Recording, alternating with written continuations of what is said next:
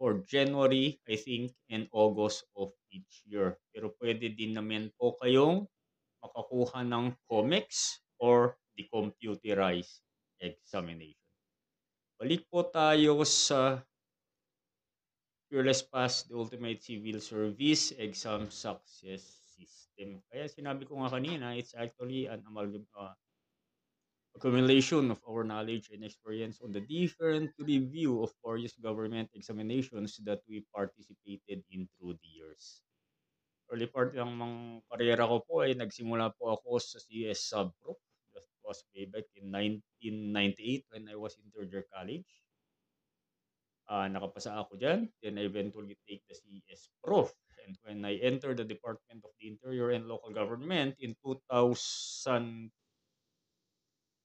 I took the DILG Psychometric Examinations. Noon po hindi ko alam na yung civil service eligibility ay pwede po pala para sa PNP entrance. So pwede po magagamit na eligibility sa entrance mo po sa Philippine National Police. Pero nevertheless, I took and also passed the PNP examination in 2003. While at the service, I took the DILG Psychometric Examination and passed my LGOO course to become the Local Government Operations Officer of the Department of the Interior and Local Government.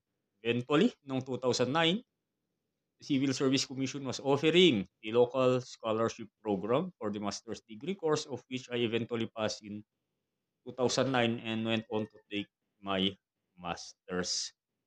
Nag-try ako sa foreign service. Parang, ano ba, i-try ko kung pwede ako. At that time, I think I was 32 and luckily I was one of those who passed the foreign service examination. And lastly, kumuha din po ako ng international safety exam from the International Association of Safety Professionals. No? So, based on my experience and the knowledge in participating to these various government examinations, I was able to accumulate yung mga experiences na yan. And in the course of my research and with the help of educators, former fellow government workers, we came up with this blueprint or we came up with this course na tinatawag natin na Fearless Pass Ultimate Civil Service Exam Success